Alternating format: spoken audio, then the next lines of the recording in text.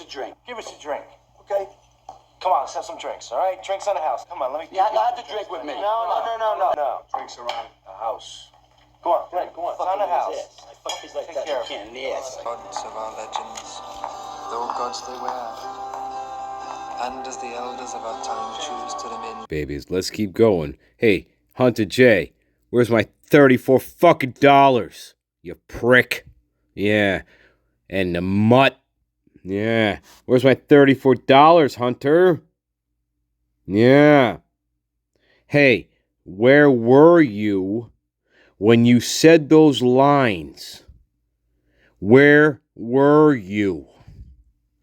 You were at Ethan's fucking memorial service, you fucking prick. Think about that. I'm sorry. You're a fucking prick. You don't even know where the F you were, do ya? You're strung out. Think about this, guys. You're at your very own friend's memorial service for their funeral. A friend, quote unfucking quote, that was horribly unalived in the most unimaginable way possible. And you stand on that podium and you are bitching about $34 fucking dollars. You fucking mutt. And what you just saw in that scene, you fucking prick, let's carry on, my garden. I love you, but hey, we have to feel emotion in this, because that is absolutely hideous. Hideous, guys. And you know it, I know it, and I hope the world, I hope that at least Moscow, Idaho knows it. Let's rock and roll. Fucking and I guess the point the overreaching point here I'm trying to make is we cannot whitewash anything in this case, okay? We cannot do that. Now, some people feel very uncomfortable, okay, with information and facts in this case. And that's good, because you should feel uncomfortable, okay?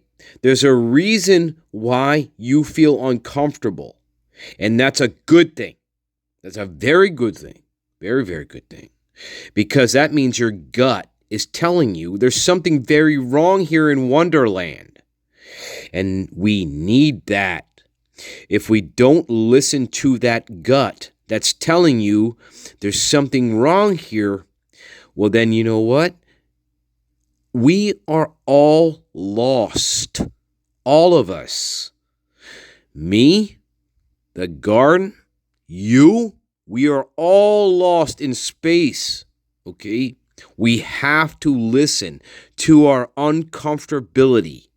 And we cannot whitewash anything that we see in this case. Because then, guess what? Then we don't want to see what is true. I love you. Now, let's get into what we're really doing here. All right. All right, here we go. This is interview number 2, okay? We just did Dylan. Dylan was first. Now, this is the very same day, the very same morning the unalivings happened, okay? Keep that in mind. So we're interviewing Mr. Where's my $34? Hunter Johnson. Yeah. Okay, Hunter said around noon on 11/13 that very same day, 2 hours ago, Dylan called Emily, his girlfriend. Dylan told Emily she thought something was not right in her house. Okay. Wait a minute now. Wait a minute. I'm going to let that go for just a second. Just a little second, okay? It wasn't noon. It wasn't noon, but I let it go. Something wasn't right in her house. This is the prime talking, remember? So the prime said she thought something was not right in her house. Oh, gee, what do you think that might be, Dylan? The deafening silence? The deafening silence in your house? I don't know. It could be that. It could be, I don't know. Maybe you're smelling things that you shouldn't smell. I don't know. I'm just guessing. And I'm just an amateur. Okay. All right, let's go on, Mr. Where's my $34? Dylan also told Emily she heard or saw a man in her house the night prior and didn't call 911. Dylan asked Emily and himself to come over and make sure everything was okay because she locked herself in Bethany the Hobbit's room. Now remember, guys, these are adults. These are adults. Now I know a lot of those people out there, they like to whitewash things here. Master Nature, don't tease your garden. Get to the punchline. Okay.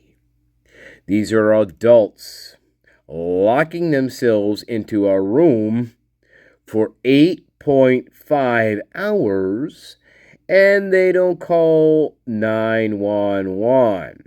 And yes, you will keep hearing that in this because it's totally ridiculous. 2 grown adult females do not know how to figure out how to dial three little numbers. However, they are adept and savvy enough in their shock and trauma to go on every single possible social media site that you could probably think of, including looking for work in Nevada, maybe, I don't know. So, we are not going to whitewash anything in this. Remember that. If you're going to come at me, remember, we are not going to whitewash stuff, okay? Okay, just saying. Adults, not little children. Alrighty. As, the mutt's, the mutt's disgusting daughter, she used the P word against Mr. Kohlberger. Like that kind of whitewashing. No, these were adults. They were not children. And that goes for my prime suspect and one of the associates in this case. Let's carry on.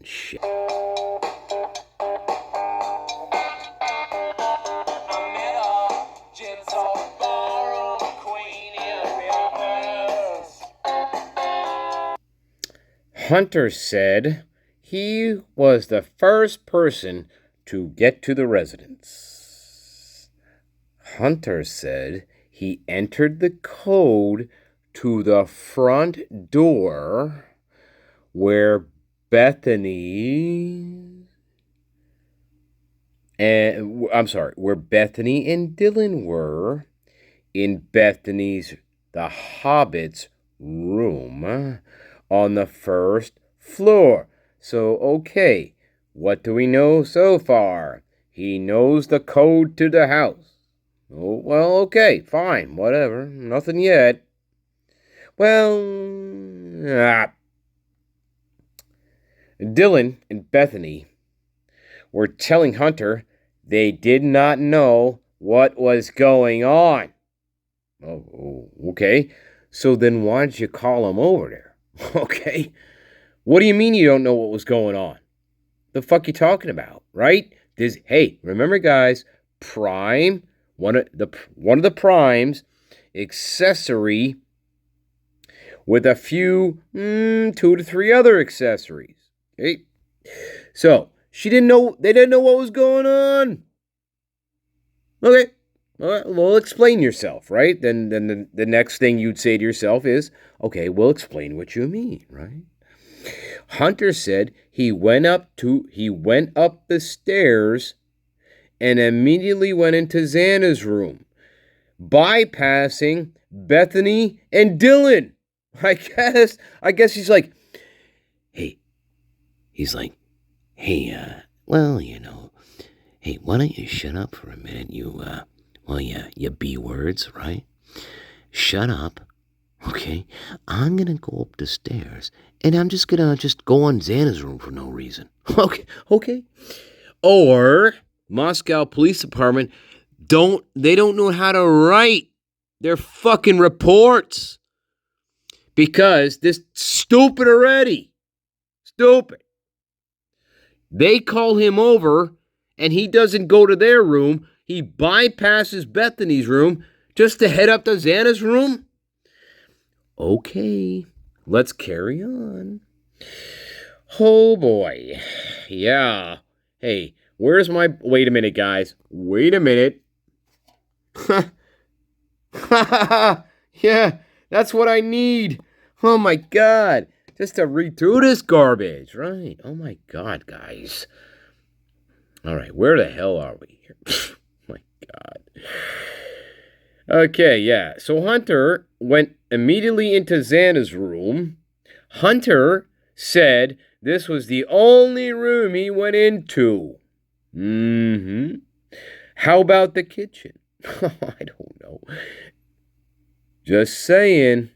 Oh, you mean the bedrooms? See, Moscow. You have to be careful how you write your documents. I just misinterpreted here what you were trying to say. It's very simple. Let me repeat that. Hunter said he went up the stairs and immediately went into Xana's room. Hunter said this was the only room he went into. But he was in the kitchen. Okay? Just saying. You have to be specific, idiots. Because I'm thinking all kinds of rooms, not just bedrooms. Right? All right. Hunter said when he approached the door, it was only partially open. Hunter said when he opened it, he saw Xana and Ethan. Hunter said he initially did not realize all the blood was dried blood in the room. Hey guys, just fair warning if you're new to this channel. Before I proceed, I'm going to read some things, okay? Okay. Well, and I may just kind of I don't know, lose my mind. I'm giving fair warning. I love you. Let's go on. All right. I warned you.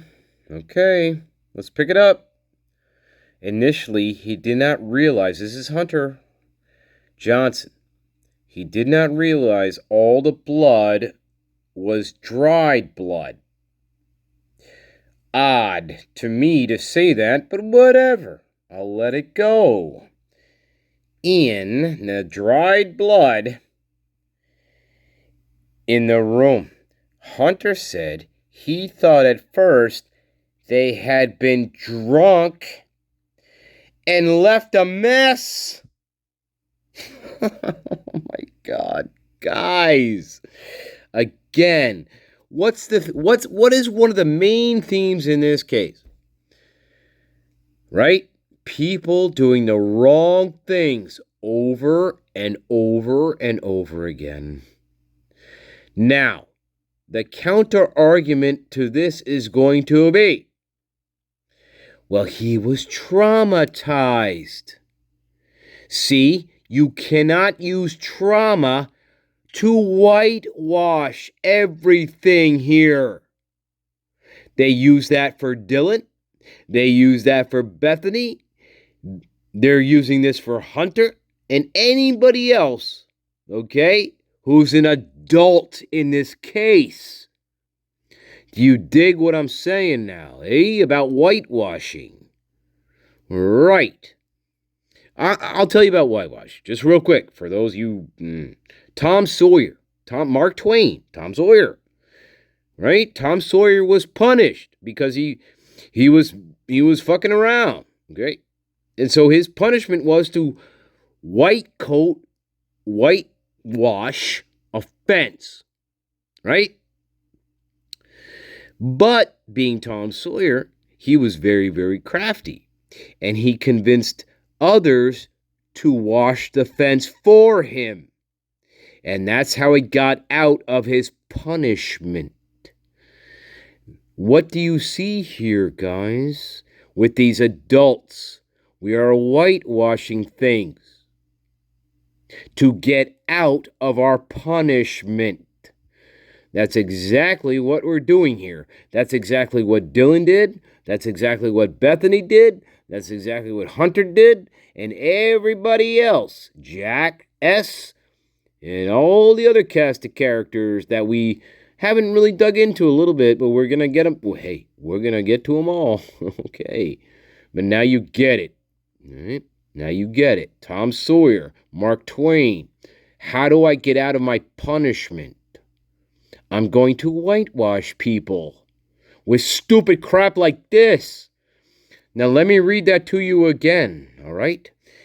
This is odd because he didn't realize all the blood was dried. It doesn't matter. It's blood. Again, put yourself in this person's shoes. And don't hit me with trauma. Don't do it.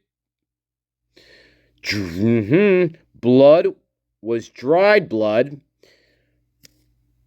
in the room. Hunter said he thought at first they had been drunk. At first, okay? Yeah. At first. Okay. At first, I got it. Do I give it that? At first, they had been drunk and left a mess. That must be some kind of mess.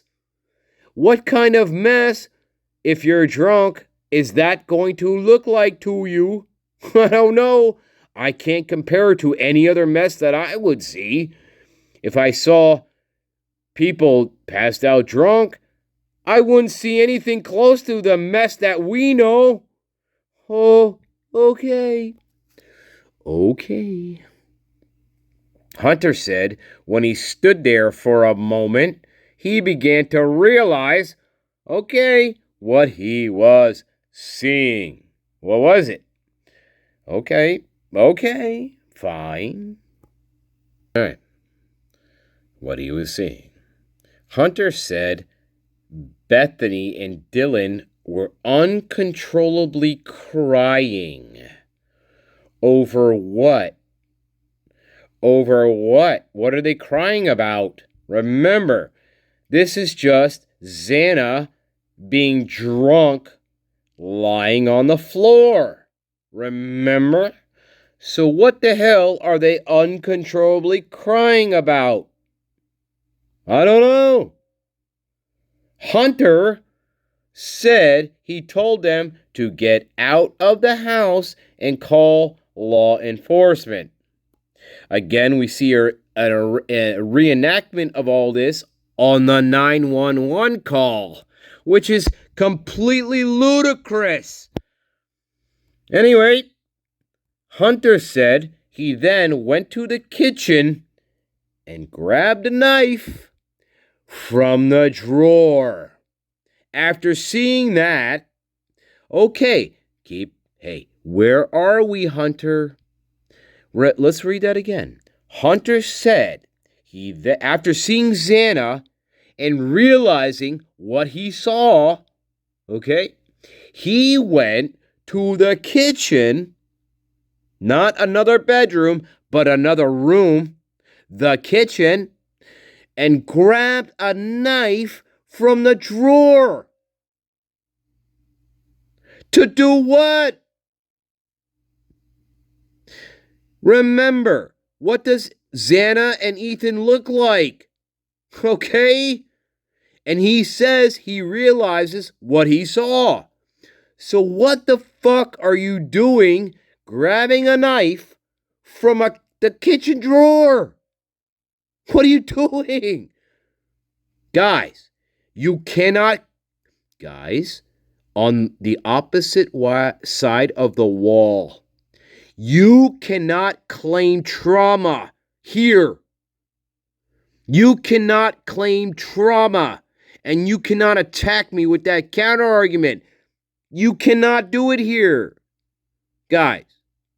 So, for those on the other side of the wall, you cannot counter argue me with trauma. No, because if I'm traumatized, I am not walking into the kitchen fully aware of where I'm going, grabbing a knife that I'm fully aware of grabbing from a drawer in the kitchen. You idiots! Stanley, the twink they called me. Don't forget that. You know, Stanley isn't stupid. Stanley is 120 years old, okay? And Stanley is not dumb enough to fall for this. And you can't hit Stanley with trauma, okay? Your counter argument has just been shredded in 1 fucking minute. Let me go over that again with you, wall people. He walks into Xana's room, okay?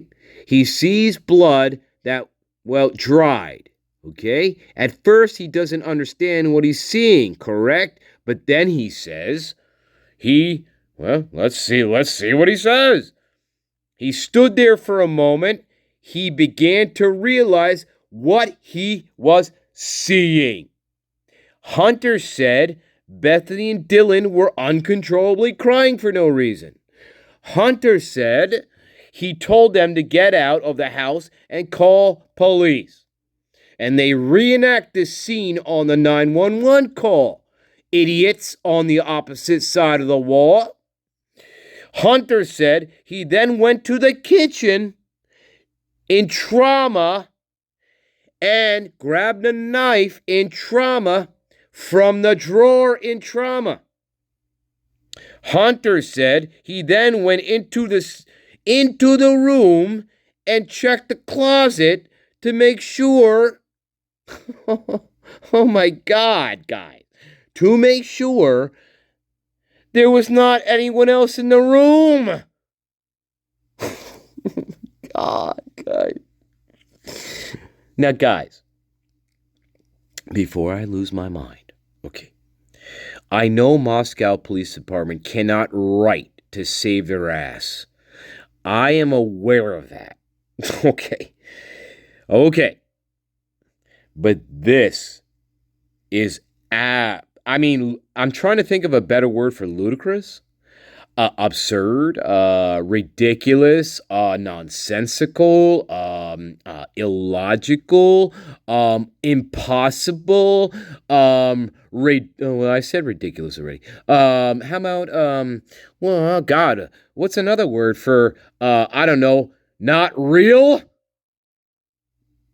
This is not real, guy. I don't know here. This is ridiculous. Think about it. Just put yourself in this. Just think about it. Just think about it. My folk on the other side of the wall. Why, I got a feeling you're going to be coming over pretty soon to join me. I hope. Think about it. You just saw part of one of the worst things you could possibly imagine, right? And you say you're aware of it, right?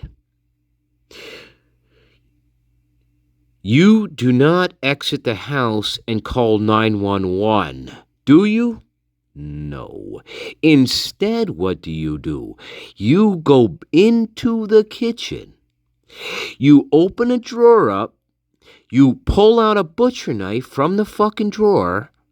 You return to a room, a closet, to see if anybody else was in the room. Okay? That's exactly what it says. For what purpose? Why aren't you calling 911 the minute you see something like that? Again, this is a theme. It's lies. It's all lies. Again, people who are adults not doing the right thing over and over and over and over again. Oh, I don't know, like maybe 52 times. Oh, I don't know, maybe like over 20 times. It's a theme in this case that will not go away. You cannot whitewash this away. It's totally, absolutely ridiculous. And you cannot try to neutralize this argument by saying there's trauma. And I just destroyed you. Do you understand that? Now explain this behavior to me if you're not involved. Go ahead. You cannot do it. You cannot. And if you can, great. Show me. Show me. That's all you have to do is just show me. Okay? That's all you got to do. But I got a sneaky feeling that you're not going to be able to do it. All right, let's carry on. Because guess why? I can't do it. Okay?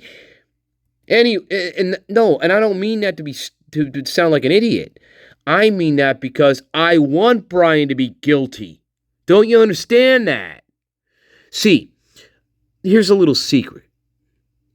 Let me qualify what I just said.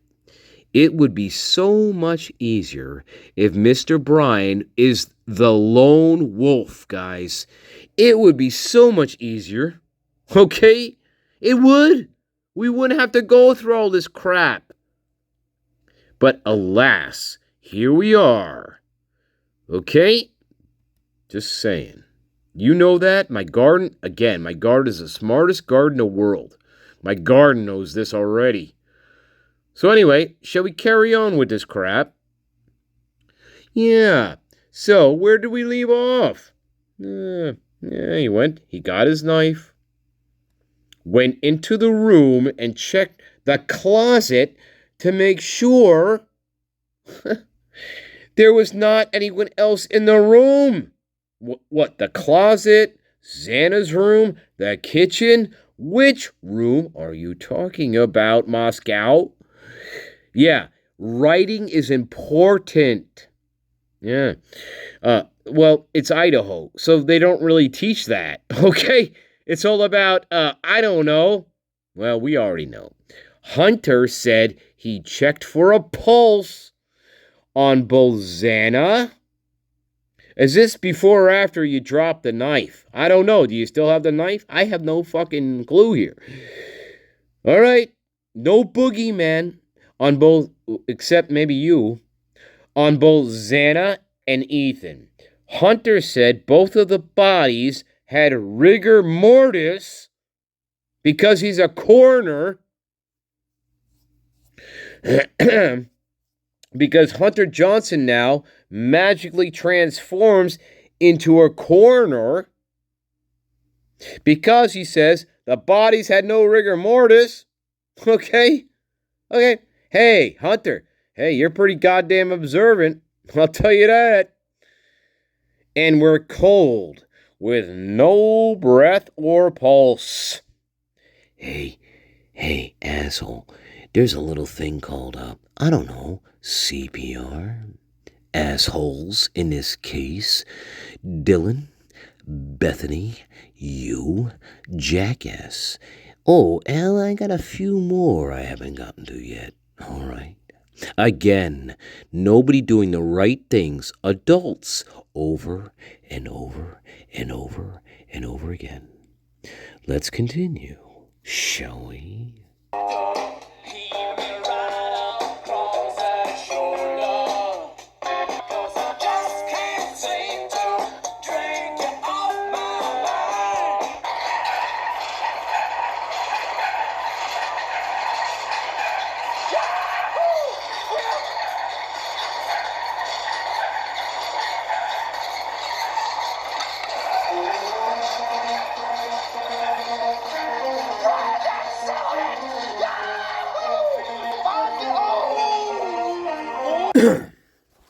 And then hey, listen, guys, sorry.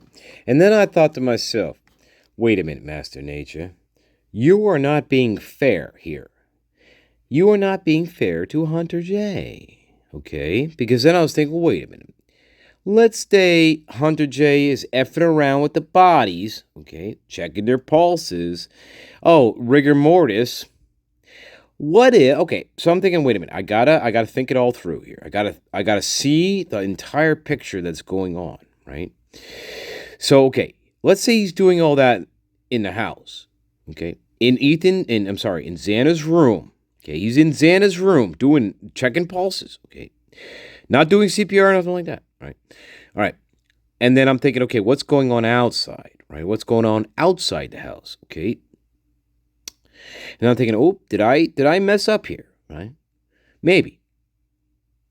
So I can say, okay, well, while he's doing all the crap in Xana's room, the girls are outside and they're what? They're calling 911, right? Okay. And then I'm thinking, well, man, I'm really wrong here. Jeez. But then again, when we get to the 911 call, what do we hear? We hear a reenactment of what I just read to you. Again, what happens on that 911 call, guys? We hear the exact same things. He tells the girls to get out. You know?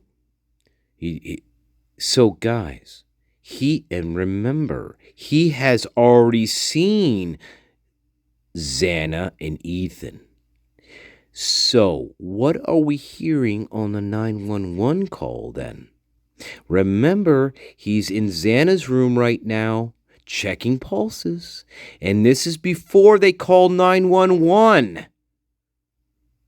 So, I want everybody on the opposite side of the wall right now to stop this video. And I want you to go back and I want you to listen to the 911 call again. Okay? And compare that to what I just fucking read to you. All right? Let's carry on. Oh, yeah. So, yeah, there you go. That was my attempt at fairness with him. Yeah, rigor mortis. And we're cold with no breath or pulse. Hunter said, being the coroner for a day that he is, like Kathy up my butt, Hunter said he believed the dude had been deceased for a while. Okay. Well, Hunter coroner for a day in Moscow, Idaho, like everybody else. All right. How do you know they've been deceased for a while? Just by what? Rigor mortis? I don't know. Well, how do you know what rigor mortis is? I don't know. How would you know how to describe it like that? I don't know. See, again, is this stupid Moscow Police Department writing? Yes, of course, because they don't know how to write. And it's a combination of that and this idiot's behavior. See? It's all muddled a little bit. Yeah. So how does he know they've been deceased? They could have been deceased for 2 hours. Who the fuck knows? This idiot ain't gonna know that. This strung out idiot ain't gonna know that. Okay, I'm just saying. I don't know if they took his word for that. I don't know. I hope they didn't. Well, obviously they did because he's walking around. Okay? He's walking around giving Amazon Prime specials. Yeah. He's walking around doing that. But he can't go to the sentencing hearing, though, to speak on behalf of his so-called friend, Mr. Ethan. Hey, there you go, my friend. Are you strung out right now? Yeah. Uh-huh. Yeah, we're not whitewashing anything, okay, you fucking idiots. Hunter said he believed he left a knife on the folding table in the living room. However, we didn't get to that document yet, guys, but that's not quite what happened there. The police officer told him to put that knife down. When the police officer went to the house and Ethan was still in the house, and now, with Dylan and Bethany, the police officer told him put the fucking knife down on the table because this idiot still had it in his hands, according to other things that we haven't gotten to yet. Hunter said he believed he left the knife on the folding table in the living room. Hunter said Emily, J, and L. Okay, the other friend, all right, the other people there, Emily, Jenna, McClure, and L started to enter the house and come up the stairs. Hunter told them to get out of the residence. Now, other people on the side of the wall, go back right now and listen to the 911 call. Okay, just saying. Hunter said this was about the time MPD arrived on scene. Hunter said the officer told him to stay where he was at. Here we go, right? Hunter said he did not know if anyone else was upstairs. Oh my God, guys. See, right. The cop comes in and says, stay where you are. And he also says, put the fucking knife down, idiot. That's what he says. Hunter doesn't say that here, but that's what it says eventually. Hunter said, he didn't know if anyone was upstairs, and he had not gone anywhere else in the house except the closet and the kitchen and Ethan's room and Xana's room. Okay? Hunter said he had trouble comprehending what he was seeing.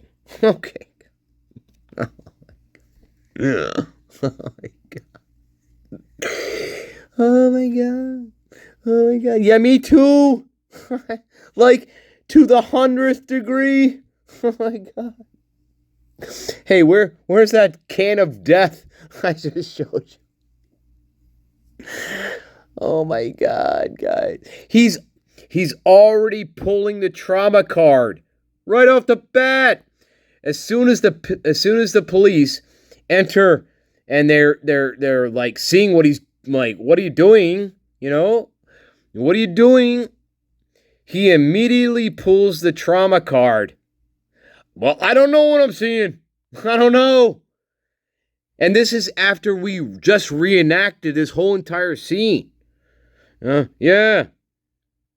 Trouble comprehending what he was reenacting.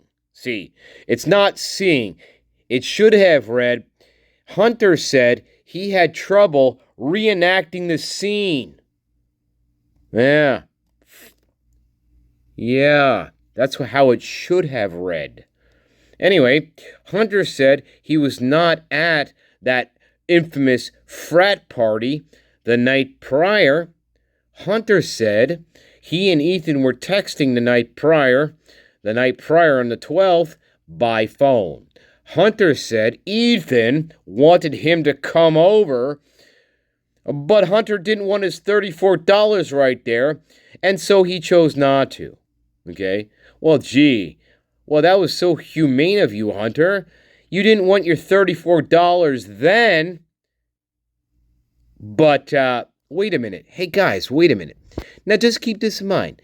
He was such a good friend here on the 12th, he didn't want to come over, okay? He didn't really want his $34, but watch this fucking shit. Yeah, you remember this fucking prick?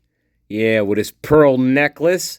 This is Hunter Johnson, my friends, from the opposite side of the wall.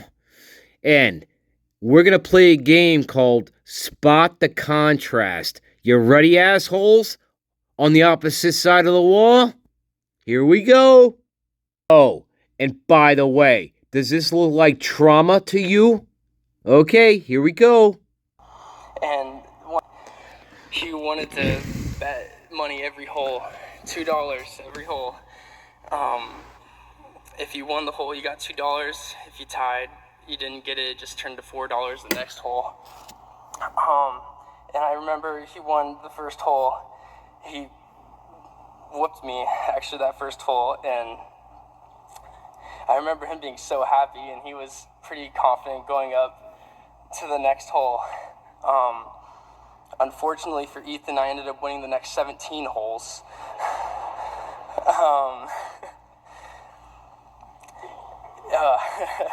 If you also know Ethan, you know Hey. Ethan was...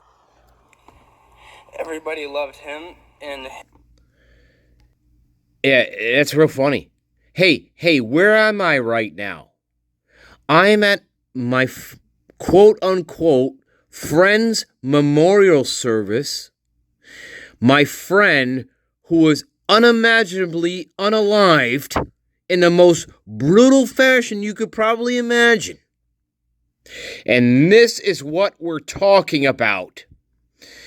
My other folk on the side of the wall, if you don't think this is absolutely disgusting, I want you to stay on that fucking side of the wall.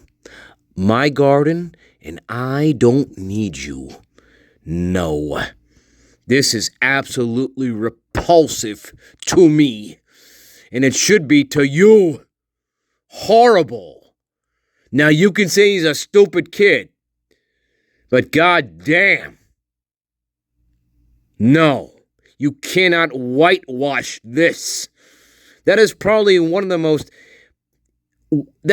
worst stories you could tell about your quote friend at the absolute worst time in your fucking life.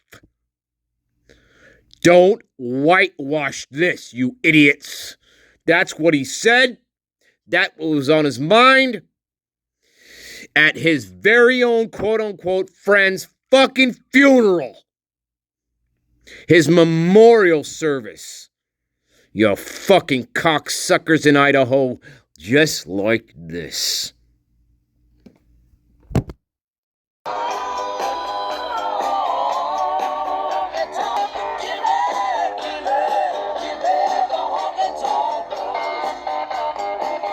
Hunter said he knew Ethan since fall of 2021, so just about a year. Hunter said he was in this frat and Ethan was in his frat. Hunter indicated that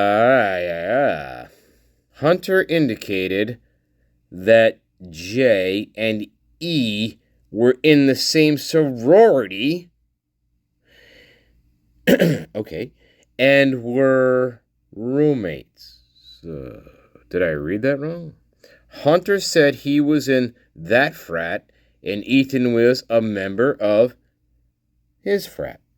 Hunter's indicated Jay, Jenna, and Emily were in the same... Okay, they were... Okay.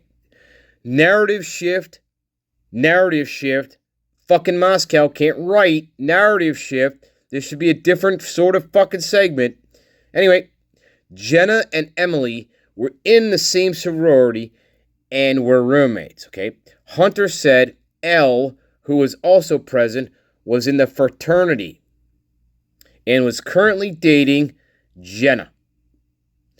Hunter said he and Elle stayed at Jenna's apartment. Gosh. With Emily and Jenna the night before.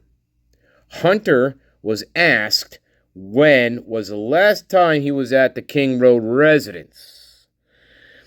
Hunter indicated he was last at the residence the day before, okay, where he was pre-gaming for the Vandals football game. Hunter said he got to the residence at around 12 noon or 1 p.m. and left at about 2:30 p.m.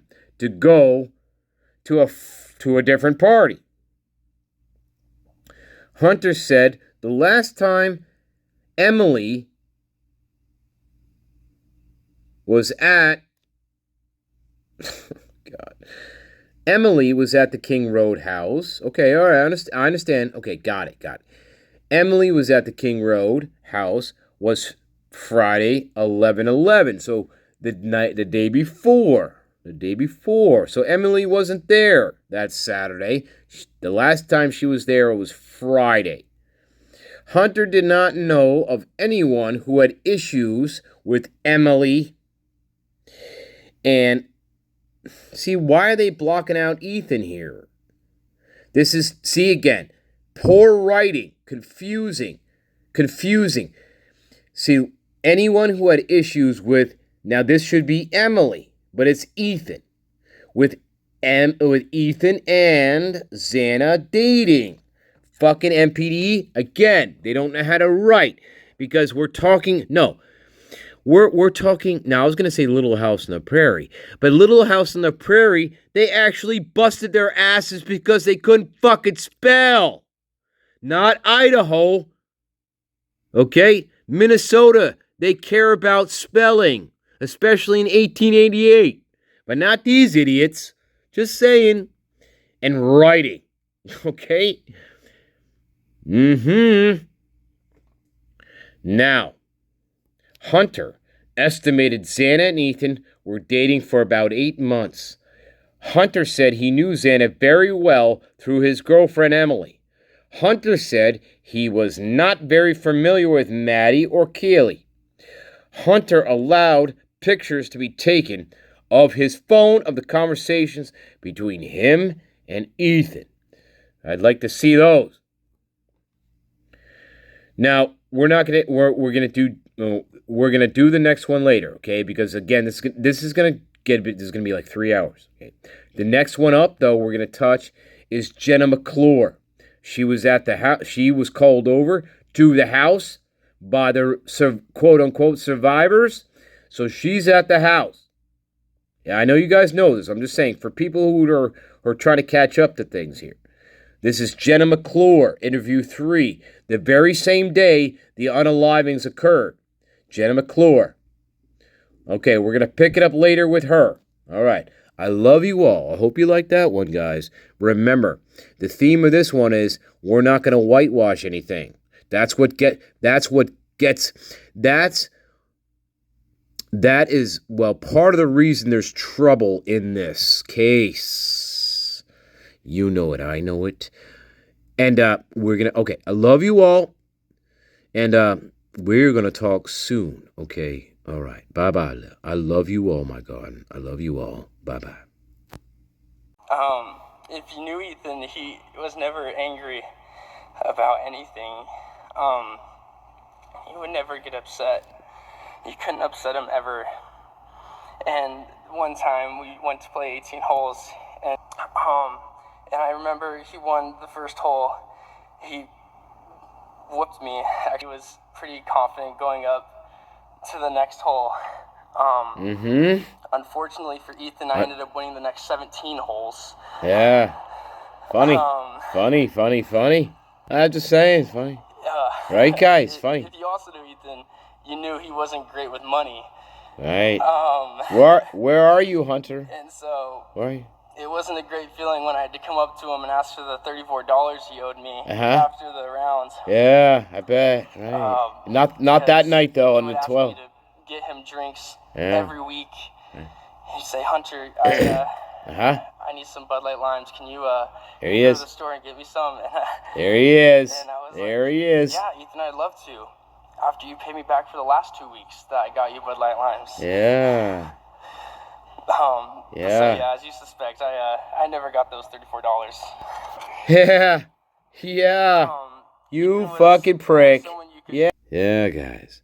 Absolutely hilarious, wasn't it? Now where are we?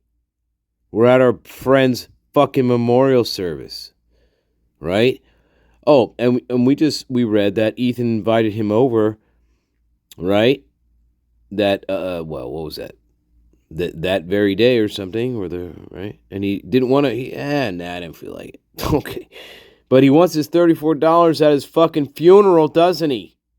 Right? Or he's still thinking about it. At least he's thinking about it as if it's like some sort of funny story. Right? Again, it's one of the worst things you could probably fucking come up with at somebody's own funeral, memorial service. Okay, just saying. And no, that's not trauma. Okay. And for you, miss?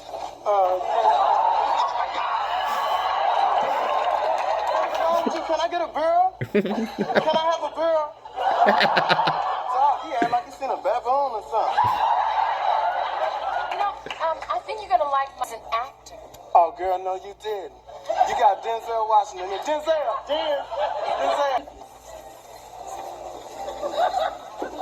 Oh, there they are. Man, I hope she ain't up. I can't stand me no ugly girl. Don't worry, man. I think you two got a lot in common with each other. Come on. It's Moscow, Idaho Police Department shit. I want you to meet Judy. Judy, this is Luther, and damn, what the fuck?